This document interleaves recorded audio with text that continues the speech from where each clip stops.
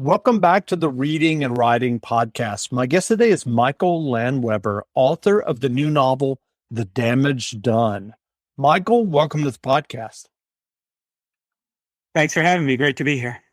Sure. Well, if someone listening hasn't yet heard about your new novel, The Damage Done, how would you describe the novel?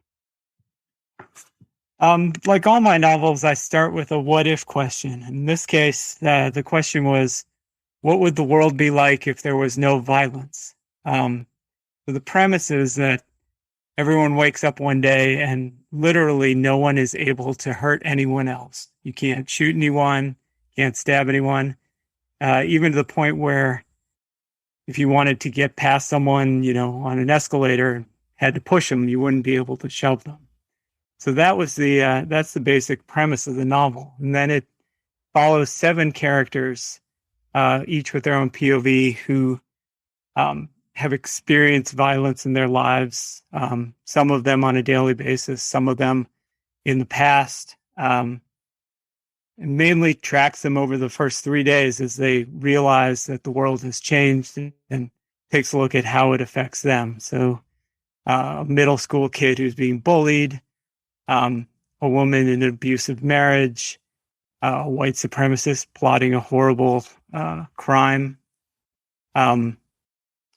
You've got a dissident in a notorious foreign prison, a refugee making a dangerous journey. And it basically allows me to take a look at what these situations would be like if, in fact, there wasn't the violence that you might expect would happen in these situations.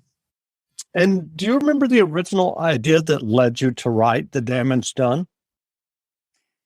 So what's interesting is this novel stemmed from a previous novel I had drafted that is actually sitting in a drawer that will never see the light of day. That was extremely violent. It had a premise that delved to violence. And I wrote it and showed it to, as all writers, I've got a few first readers. And when I asked them what they thought, they started with some silence because they were not used to that level of violence in my writing. And after writing that, it got me thinking about situations, particularly as a writer.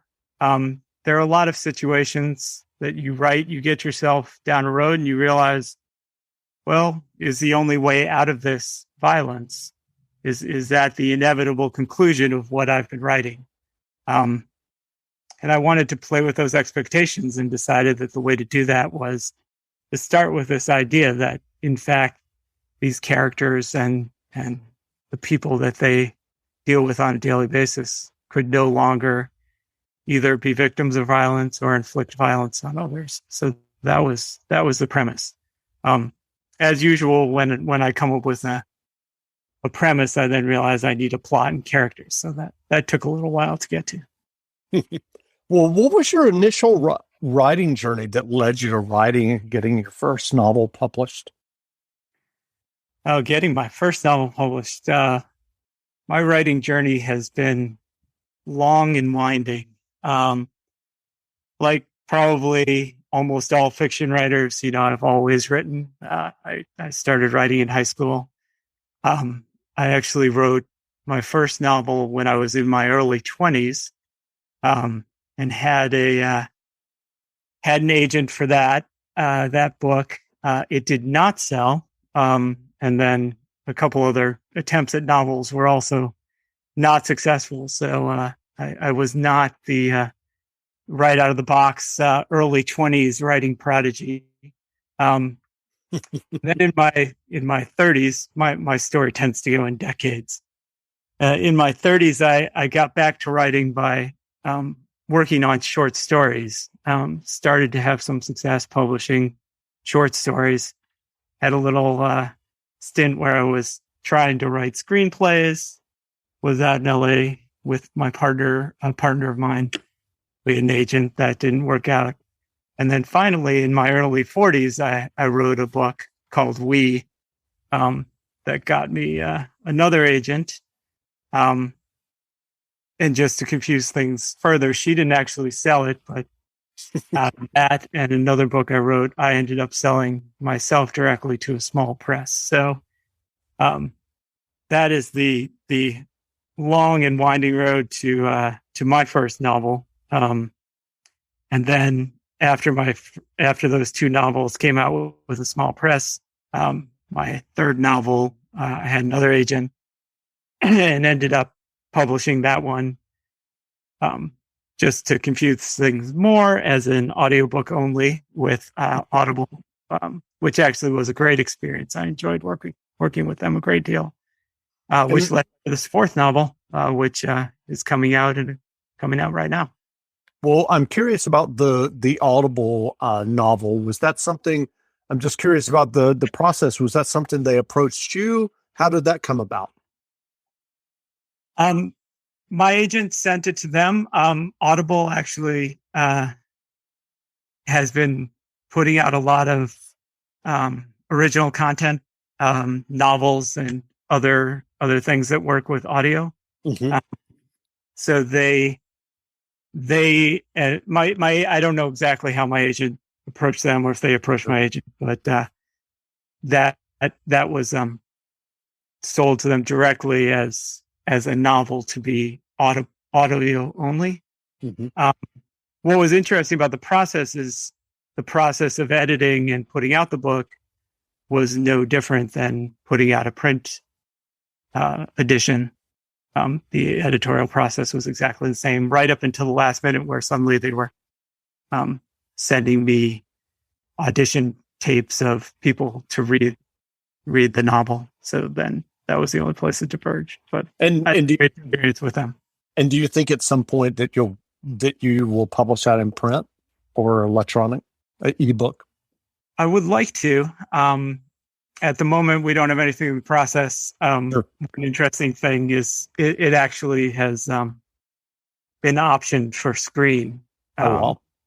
So it's in the process. So again, with Hollywood, I spent some time writing scripts. The fact that something's optioned really does not really mean much, other than someone has it. But I suppose if it actually makes it onto some screen somewhere, that will be a point where getting it into print might happen. So, well, you write short stories, as you mentioned, as well as novels. When you sit down to write something new, do you know initially if it's a short story or novel? I do.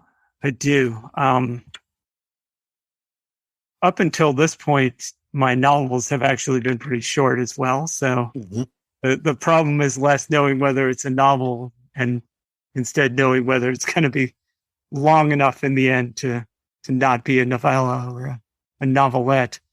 But yeah, some ideas just lend themselves to treatment as a short story. There will, and then obviously you'll run into an idea where you realize it's going to take tens of thousands of words instead of hundreds of words. But that usually right at the beginning, I have a sense that this is a novel, this is a short story. And I'm curious, when you do write a short story, do you have kind of the idea for the entire story in mind, or do you start with an opening line or a vague idea, or is it fully fleshed out for you? I rarely in any writing know where I'm going when I put the first few words down. So I always am starting with sort of a vague idea, and maybe I have moments along the way. With a short story, I'm more likely to at least have what I would call the boundaries of the story. I kind of know the beginning and the end. If not the middle. The middle is always most challenging, I would guess, for any writer. Often, well, maybe just for me.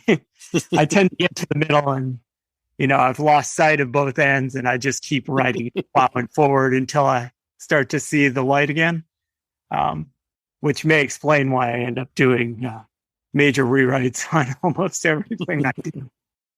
It's a bunch of waiting around with my eyes closed, feeling it out kind of writing style.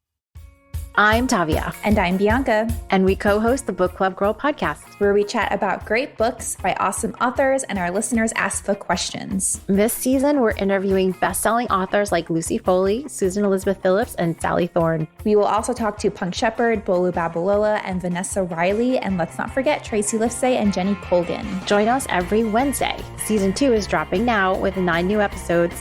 Find us wherever you get your podcasts and follow us on social media at Book Club Girl. Happy reading.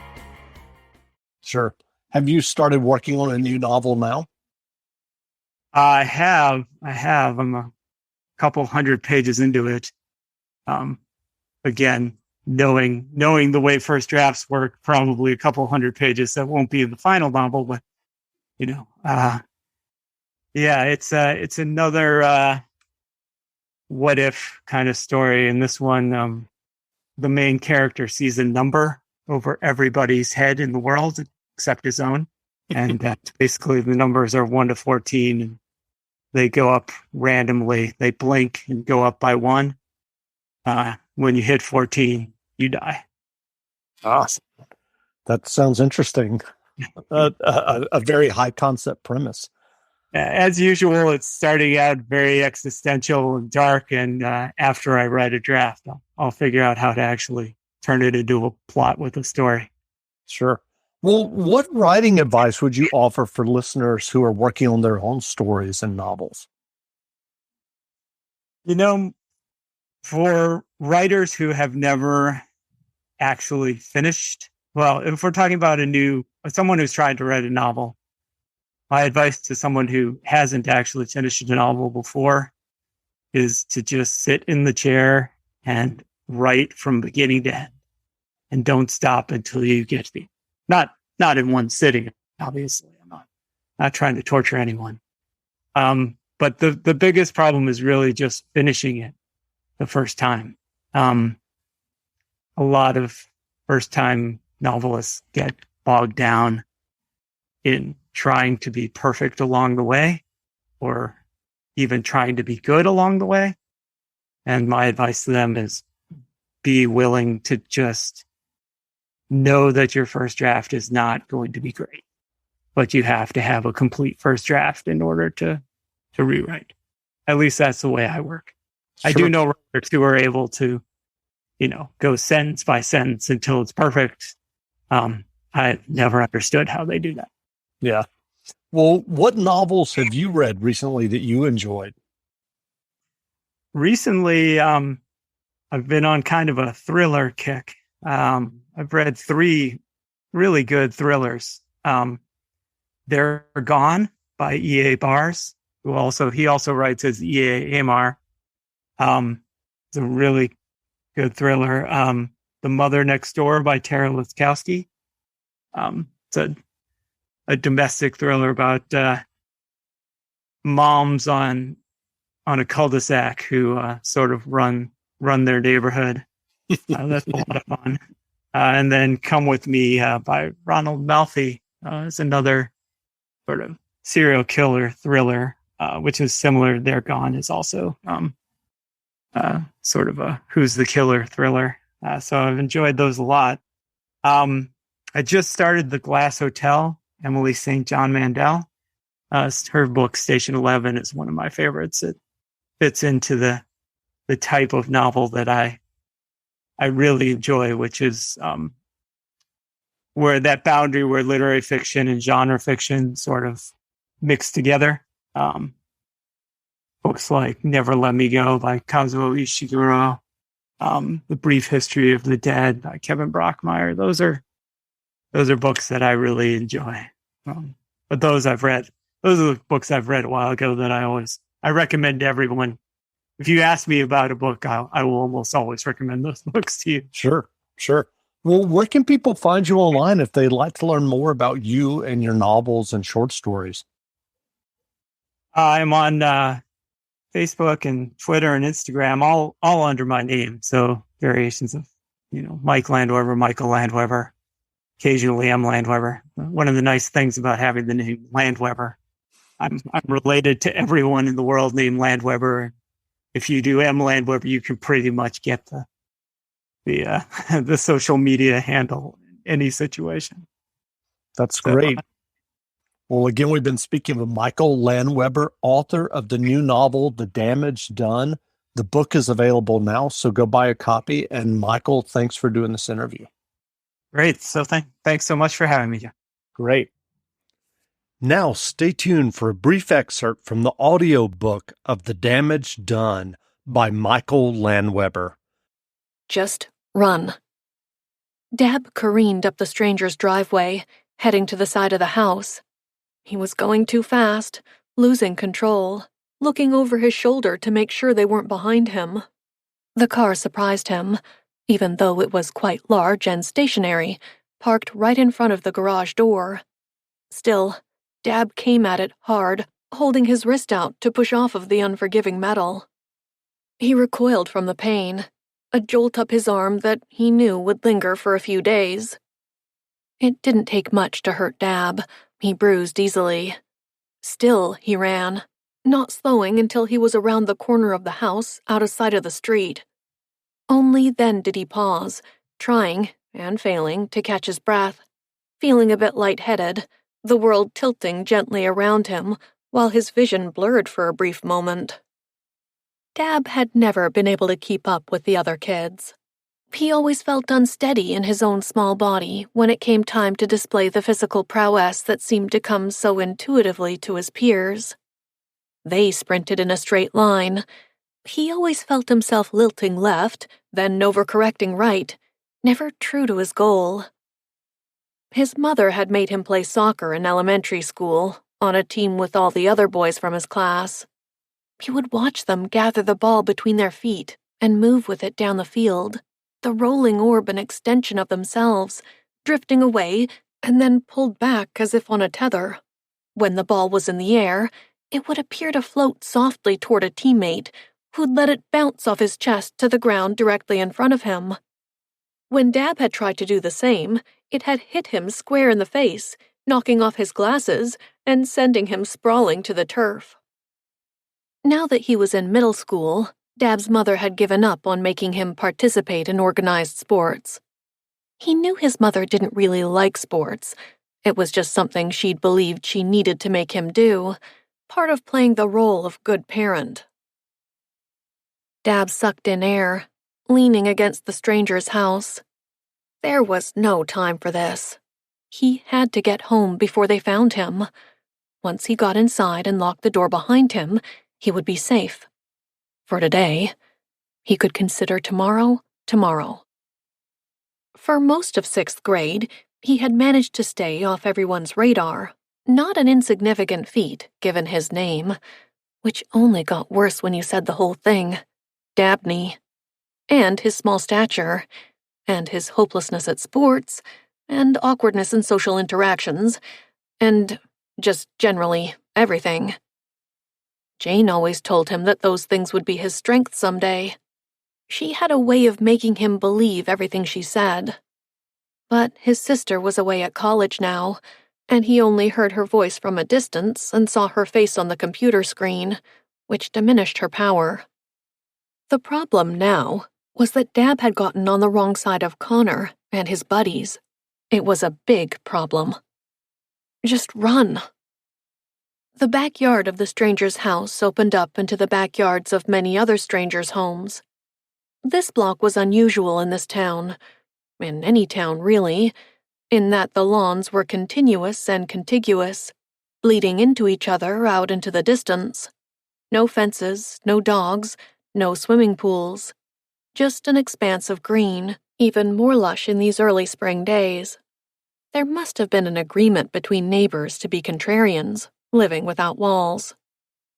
Dab ran straight down the middle of the backyard, unimpeded, past the houses on either side.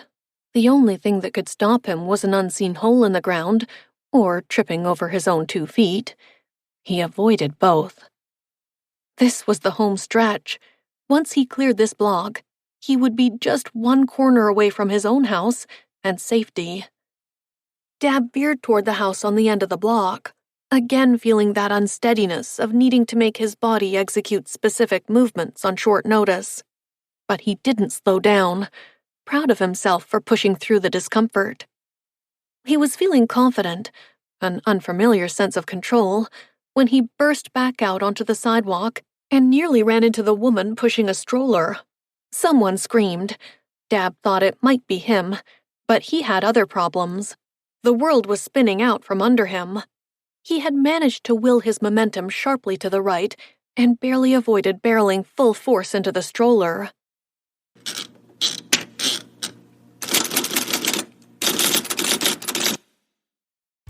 I'm Tavia. And I'm Bianca. And we co-host the Book Club Girl podcast, where we chat about great books by awesome authors and our listeners ask the questions. This season, we're interviewing best-selling authors like Lucy Foley, Susan Elizabeth Phillips, and Sally Thorne. We will also talk to Punk Shepherd, Bolu Babalola, and Vanessa Riley, and let's not forget Tracy Lifsay and Jenny Colgan. Join us every Wednesday. Season 2 is dropping now with 9 new episodes. Find us wherever you get your podcasts and follow us on social media at Book Club Girl. Happy reading!